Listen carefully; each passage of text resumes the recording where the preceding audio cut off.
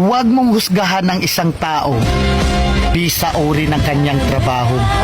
Katulong man yan, karpintero, basurero, o kahit ano pa ang trabaho, basta marangal.